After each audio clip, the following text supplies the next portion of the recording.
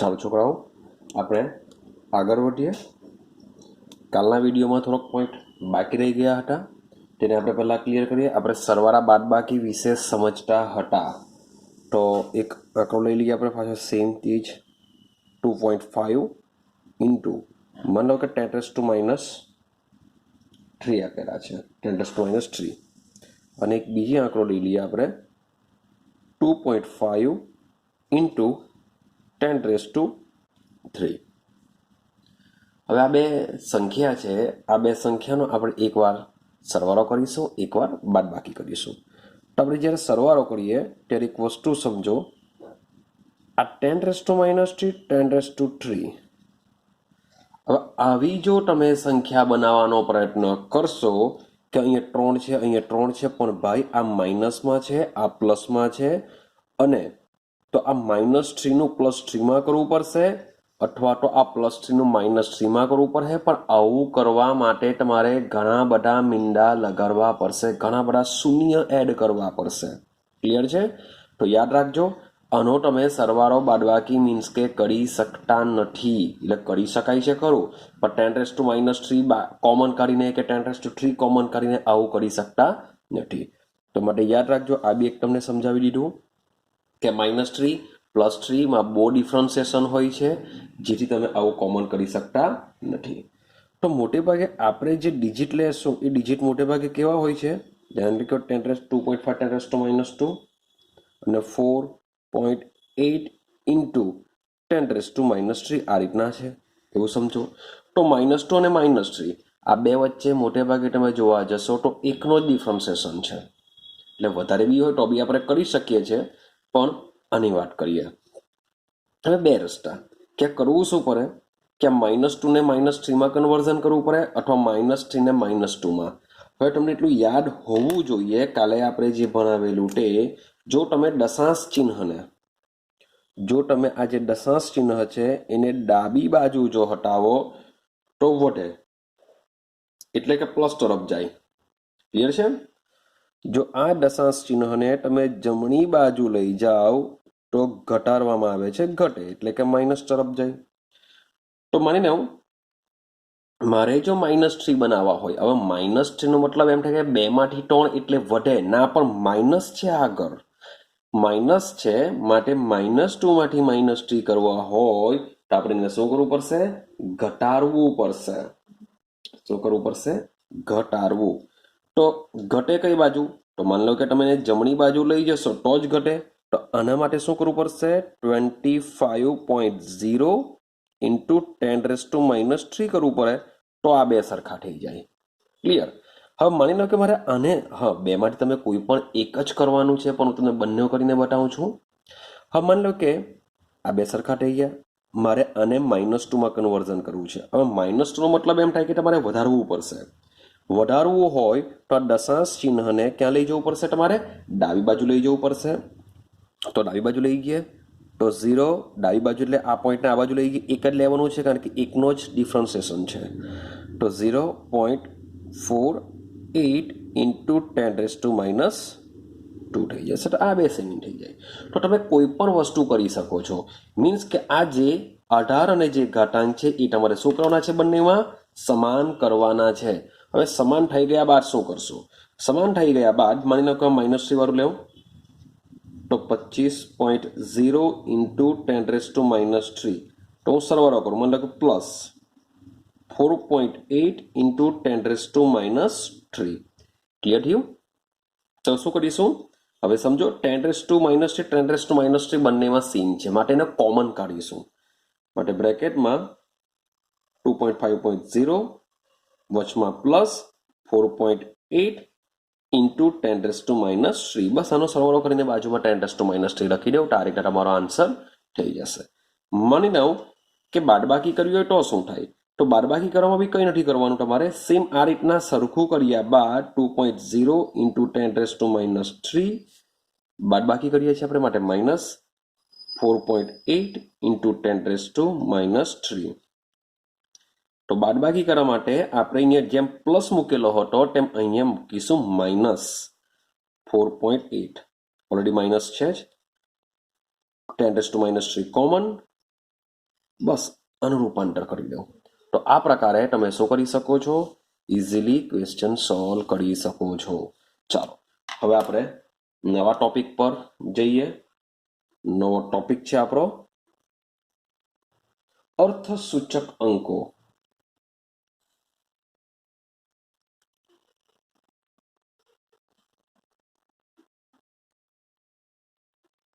ચાલો, તો આ જે ટોપિક છે એ ટોપિક પણ મોટે ભાગે તમને કોઈ ક્વેશ્ચનમાં પૂછાવાનો નથી. જો મે બી પૂછાય તો VSQ સ્વરૂપે એકાદ માર્ક્સનું જ તમને પૂછાશે, પણ સમજવું જરૂરી છે કારણ કે જે દાખલા ગણીશું એ દાખલામાં તમે આનો ઉપયોગ કરશો. માટે આ જે થિયરી છે એ થિયરીને બી તમારે શું કરવી પડશે? સમજવી પડશે, થોડીક મેમરાઇઝ બી કરવી પડશે, પણ ગોખવાની તમારે આને જરૂર નથી, માટે ગોખવા જતા નહીં.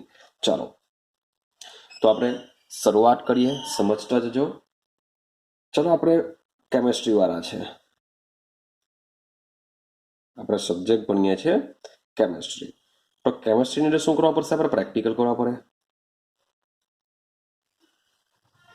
એટલે કે ભાઈ પ્રયોગ કરવા પડશે.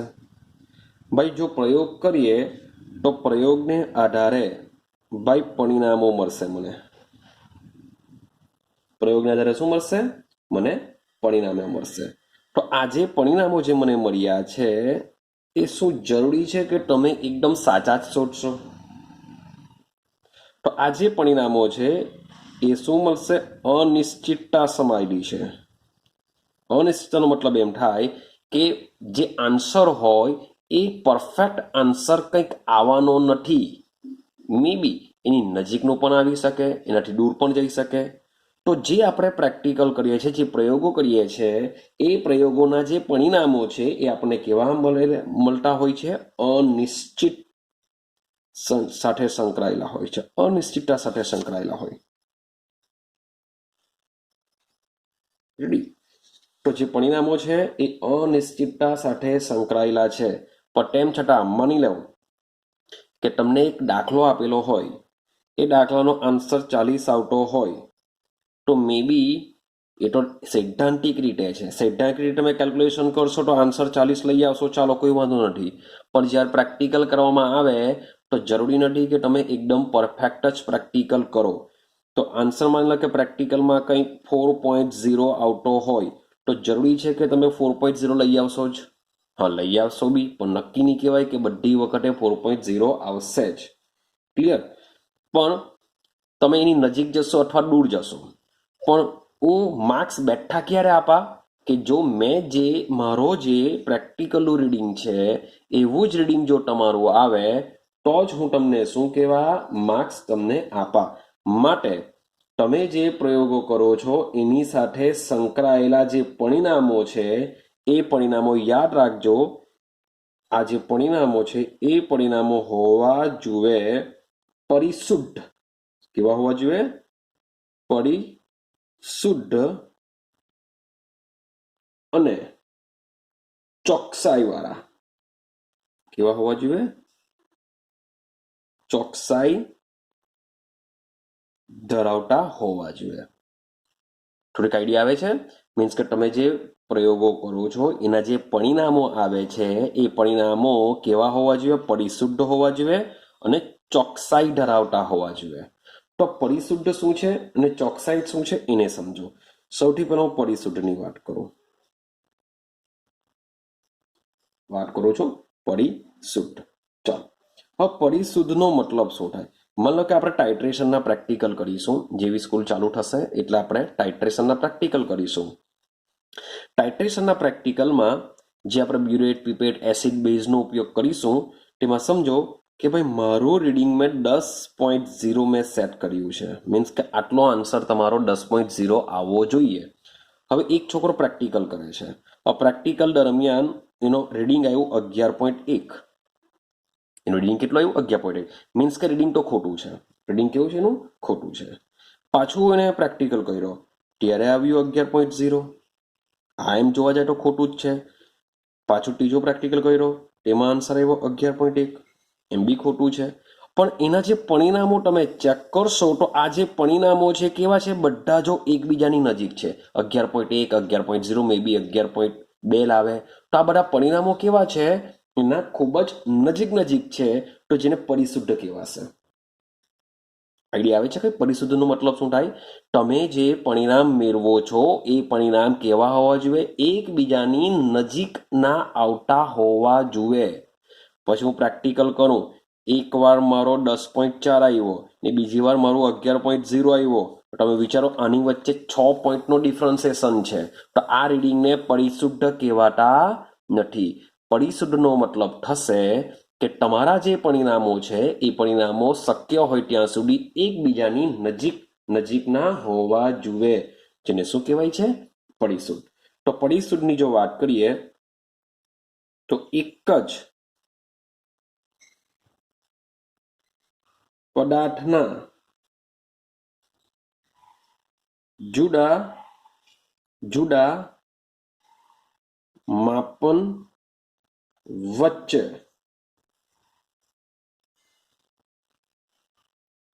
નજીકપણું. આઈડિયા છે પરિશુદ્ધનો મતલબ? કે એક જ પદાર્થના જુદા જુદા માપન વચ્ચેનું નજીકપણું. તો આ પરિશુદ્ધ કહેવાશે, પણ આ રીડિંગ પરિશુદ્ધ કહેવાતું નથી.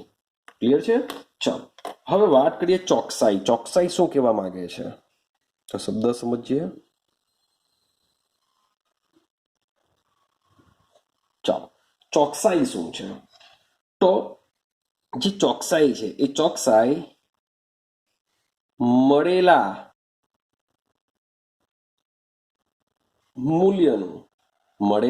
મૂલ્યનું સાચા પરિણામ સાથેનું સહમતપણું. આ શું કહેવા માંગે છે? તો મળેલા મૂલ્ય મીન્સ કે હું પ્રેક્ટિકલ કરું છું.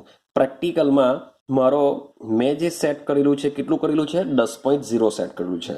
હવે માન લો કે કોઈ છોકરો પ્રેક્ટિકલ કરે છે, એનો આન્સર આવ્યો 10.0 આવ્યો, 10.1 આવ્યો, તો આ જે આન્સર કહેવાય એ કેવા કહેવાય?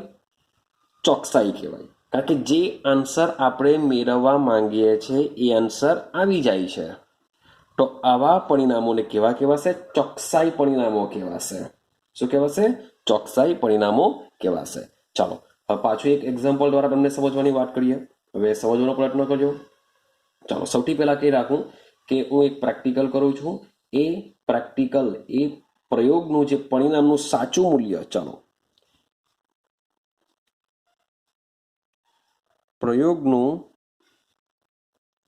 સાચું મૂલ્ય 2.0 ગ્રામ છે. આ મારું આન્સર છે. મીન્સ કે આટલો જો આન્સર તમારો આવે તો તમને ફૂલ માર્ક્સ મળશે, બેઠા જ માર્ક્સ મળશે એવું સમજીને ચાલો. કે જો પ્રયોગનું સાચું મૂલ્ય કેટલું આપેલું છે? 2.0 ગ્રામ છે. માન લો કે 3 વિદ્યાર્થીઓ છે. એક એ નામનો વિદ્યાર્થી છે, એક બી નામનો વિદ્યાર્થી છે, એક સી નામના 3 વિદ્યાર્થીઓ છે. આ વિદ્યાર્થીઓ શું કરે છે? રીડિંગ લે છે. રીડિંગ લે છે. એ લોકો 2 વાર રીડિંગ લેશે. શું લેશે? 2 વાર રીડિંગ.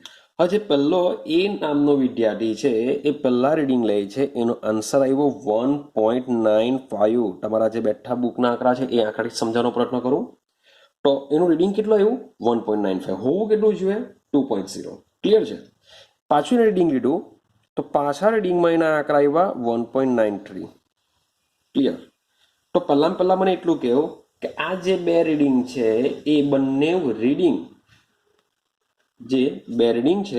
આ જે બંને રીડિંગ છે, તમે વિચારો શું ચોકસાઈ છે? શું ચોક્કસ છે? તો ભાઈ નથી, કારણ કે રીડિંગ તો 2.0 આવવું જોઈએ. શું પરિશુદ્ધ છે? તો હા, પરિશુદ્ધ કહી શકાય, કારણ કે એટલો બધો આ લોકો વચ્ચે ડિફરન્સિએશન નથી.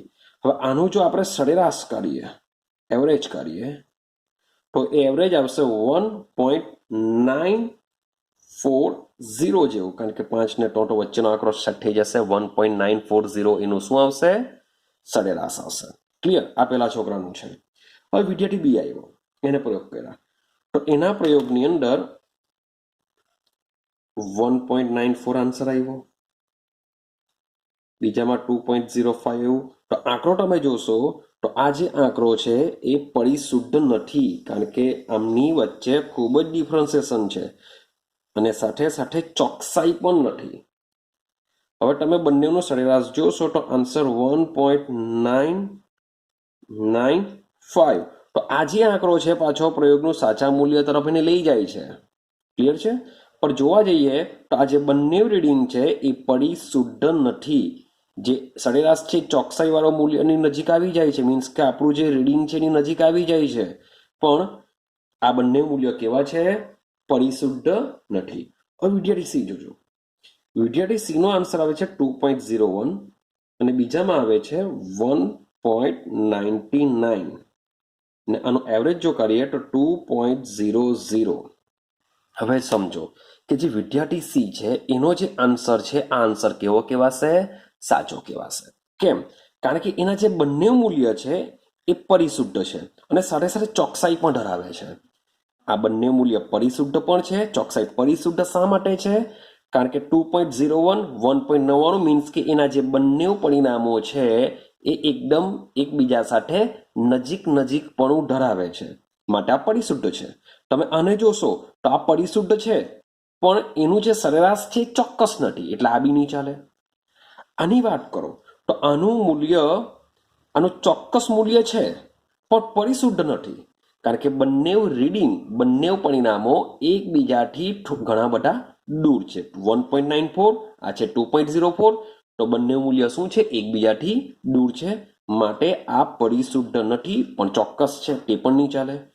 પણ વિદ્યાર્થી સી નું ચેક કરો. વિદ્યાર્થી સી માં શું છે? તો આ બંને મૂલ્ય કેવા છે? પરિશુદ્ધ પણ છે, એનું જે સરેરાશ આવે છે એ ચોક્કસ પણ છે. તો ક્લિયર છે?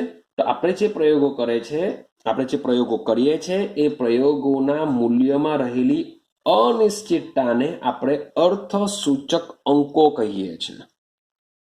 આપણે જે પ્રયોગો કરીએ છીએ એ પ્રયોગોમાં જે મૂલ્યો મળશે એ મૂલ્યમાં શું રહેલી હોય છે? અનિશ્ચિતતા રહેલી હોય છે. મીન્સ કે તમે એકદમ જ કન્ફર્મ શોધી શકતા નથી, અનિશ્ચિતતા રહેલી હોય છે. તો આ અનિશ્ચિતતાને આપણે શું કહેશું? અર્થસૂચક અંકોની સંખ્યા વડે દર્શાવીશું. જે બી અનિશ્ચિતતા આવશે એ અનિશ્ચિતતાને આપણે શું કહીશું?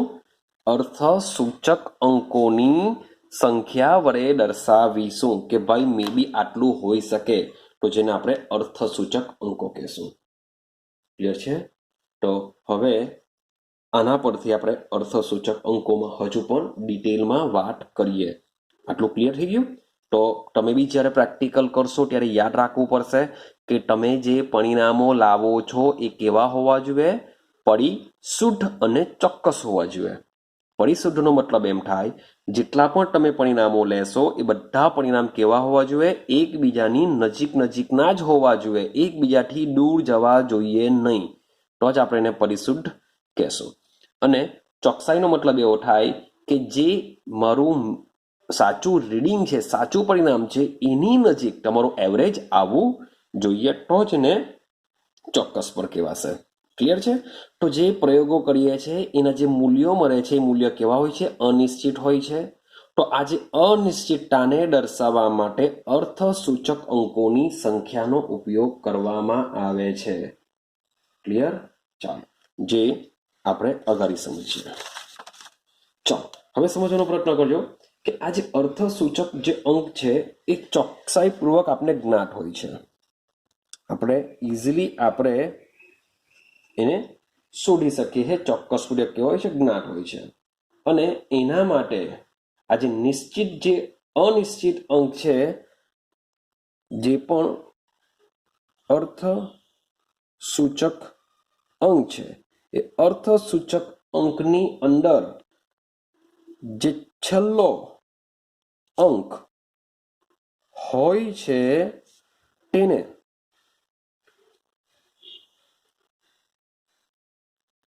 અનિશ્ચિત ગણવામાં આવે છે. કેવી રીતના?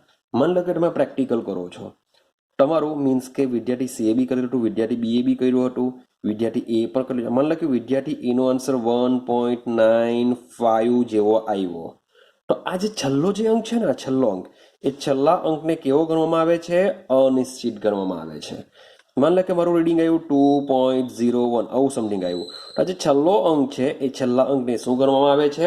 અનિશ્ચિત ગણવામાં આવે છે. ક્લિયર થાય છે? ચાલો, માની લો કે મારું રીડિંગ આવ્યું 11.2 ml. તો આ જે છેલ્લો અંક છે એ છેલ્લા અંકને શું ગણવામાં આવે છે? અનિશ્ચિત. મીન્સ કે જે 11 છે એ કેવું છે? ફિક્સ છે. એ કેવું છે? ફિક્સ છે, નિશ્ચિત છે. પણ જે 2 છે એ 2 કેવો ગણવામાં આવે છે? અનિશ્ચિત ગણવામાં આવે છે. મીન્સ કે 2 ની જગ્યાએ કંઈ બીજું બી હોઈ શકે, પણ 11 તો હોવાનો જ. આઈડિયા આવે છે? તો તમારું જે પરિણામ આવે છે એ પરિણામની અંદર જે છેલ્લો અંક છે એને કેવો ગણીશું આપણે? અનિશ્ચિત ગણીશું. હવે અનિશ્ચિતનો મતલબ શું થાય? કે આ ન પણ હોઈ શકે. તો આ અંકમાં પ્લસર માઇનસ વનનો ડિફરન્સિએશન ચલાવવામાં આવે છે.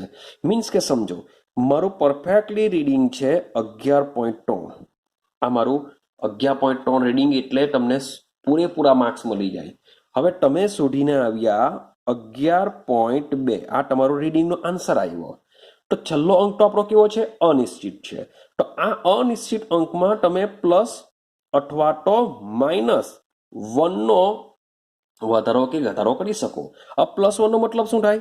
કે ભાઈ તમારું રીડિંગ 11.2 છે, તો હું 11.3 પણ એને સમજી શકું, અથવા 11.1 પણ એને સમજી શકું. મીન્સ કે જે છેલ્લો અંક છે અનિશ્ચિત છે, એમાં પ્લસર માઇનસ વનનો ડિફરન્સિએશન ચાલી જશે. માટે તમારું જો 11.2 પર રીડિંગ આવે તો પણ હું તમને પૂરેપૂરા માર્ક્સ આપા. ક્લિયર?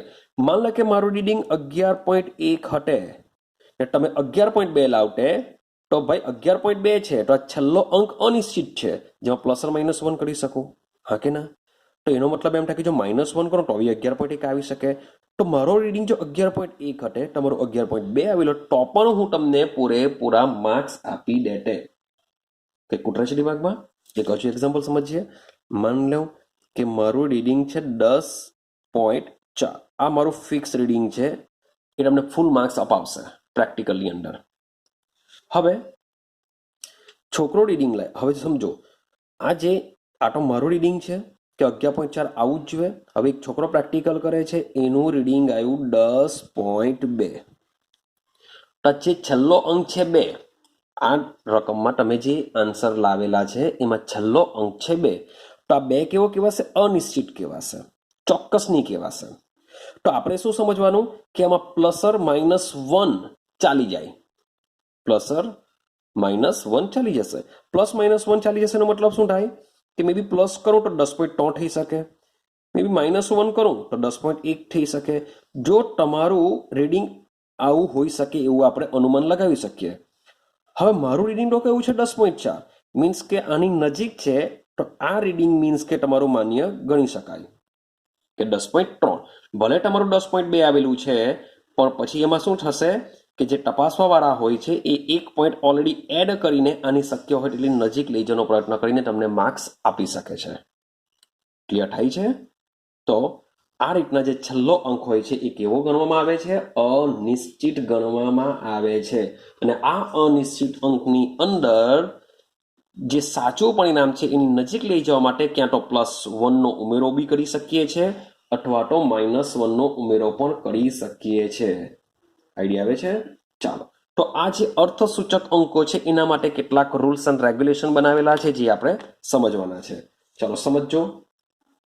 તો હવે જોઈએ અર્થસૂચક અંકો. હવે અર્થસૂચક અંકો કેટલા છે, કેવા છે, એના માટે સમજવાનું છે.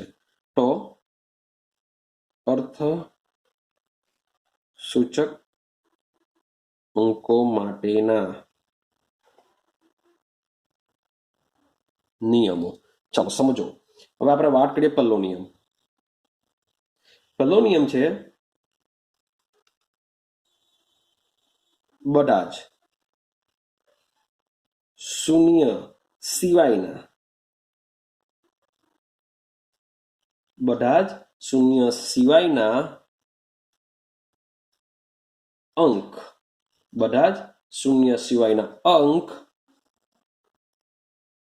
અર્થ સૂચક છે. બધા જ શૂન્ય સિવાયના અંક અર્થ સૂચક છે. સમજો, અને પહેલો નિયમ છે, મગજમાં ફિટ કરજો કે બધા જ શૂન્ય સિવાયના અંક અર્થ સૂચક છે. આનો મતલબ શું થાય? માન લો કે મારી પાસે એક આંકડો છે 2 3 5 2 3 5 લેન્થ, ચાલો મીટર લઈ લઈએ, 235 મીટર છે. 235 મીટર છે. તો 235 મીટરની અંદર પહેલો નિયમ શું છે? બધા જ શૂન્ય સિવાયના અંક. તો આમાં તમને કોઈ શૂન્ય દેખાય છે? નથી દેખાતો. બધા જ શૂન્ય સિવાયના અંક છે. તો કેટલા અંક છે? 1 2 3. તો આમાં 3 અર્થ સૂચક અંક છે. આમાં કેટલા અર્થ સૂચક અંક છે? 3. આઈડિયા આવે છે કઈ? ચાલો અગાડી સમજો.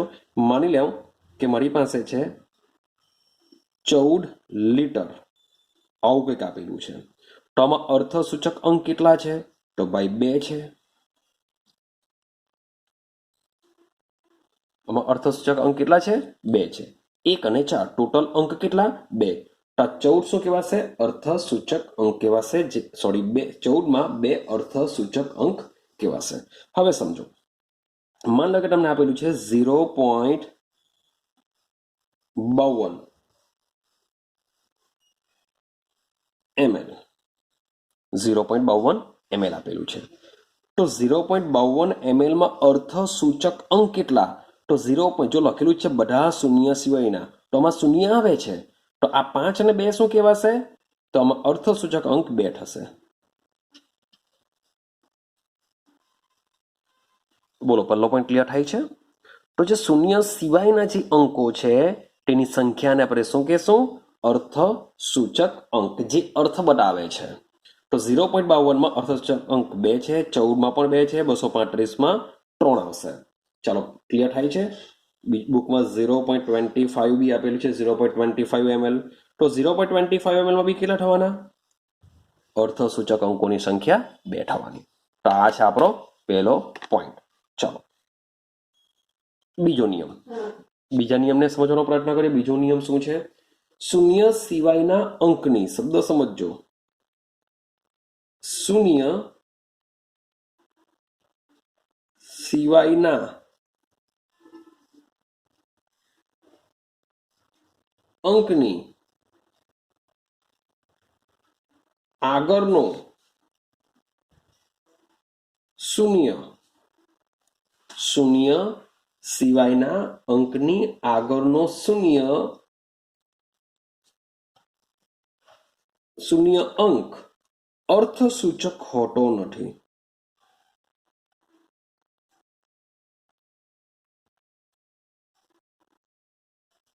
ચાલો સમજો, શૂન્ય સિવાયના અંકની આગળનો શૂન્ય, શૂન્ય સિવાયનો જે અંક છે, એટલે કે 1 થી લઈને શૂન્ય સિવાયનું કંઈ પણ લઈ લો, તો તેની આગળનો શૂન્ય અંક અર્થ સૂચક હોતો નથી. આવા શૂન્ય માત્ર દશાંશ ચિહ્નનું સ્થાન દર્શાવે છે. આવા શૂન્ય માત્ર શું કરશે? દશાંશ ચિહ્નનું સ્થાન દર્શાવે છે. તો પહેલા સમજીએ, શૂન્ય સિવાયના અંકની આગળનો શૂન્યનો અંક અર્થ સૂચક હોતો નથી. માન લો કે મારી પાસે છે 0.01, આવું કંઈક પરિણામ આવેલું છે 0.01. તો 0.01 તો સૌથી શૂન્ય સિવાયના અંક, શૂન્ય સિવાયનો અંક કોણ છે? 1. બીજું કોઈ છે જ નથી, 1 જ છે. આગળનો શૂન્ય અહીંયા આ 0 છે, અહીંયા બી 0 જ છે. તો આ 2 0 છે. તો આમાં અર્થ સૂચક અંકો કેટલા થવાના? 1. અર્થ સૂચક અંક કેટલા થવાના? આમાં 1 જ થશે. ક્લિયર થાય છે? માની લો કે મારી પાસે આપેલું છે 0.0542 આવું કંઈક આપેલું છે. તો બોલો વિચારો આમાં અર્થસૂચક અંકો કેટલા થશે? તો ભાઈ શૂન્ય સિવાયના અંકોની આગળનો શૂન્ય મીન્સ કે આ બે ઝીરોને આપણે અર્થસૂચક અંક ગણતા નથી. તો ટોટલ કેટલા? 1 2 3. તો આમાં અર્થસૂચક અંકો કેટલા થવાના? 3 થવાના. ક્લિયર થાય છે? ચાલો માન લો કે અમારી પાસે 0.0000014 આપેલું છે. 140. હવે શું? તો ભાઈ શૂન્ય સિવાયના અંકો કોણ છે? 14 છે. એની આગળનો શૂન્ય મીન્સ કે આ જે બધા ઝીરો છે તે અર્થસૂચક અંકો નથી હોતા. આ તો એની પાછળનો છે. માટે એ અર્થસૂચક અંક કહેવાશે. ક્લિયર છે? જો મારી 0 કલાક હું તો ખાલી 14 કહેવાય, પણ 0 હોય તો 140 કહેવાશે. માટે આ 0 પણ અર્થસૂચક અંક કહેવાશે. માટે આમાં અર્થસૂચક અંકો કેટલા આવશે? 3 આવશે. ક્લિયર થાય છે? ઉતરે છે કઈ દિમાગમાં? હા કે ના? તો અહીંયા આ બીજો નિયમ તમારો ક્લિયર થાય છે. તો હું નવો વિડીયો સ્ટાર્ટ કરું છું જેમાં આપણે નિયમ નંબર 3 ભણીએ.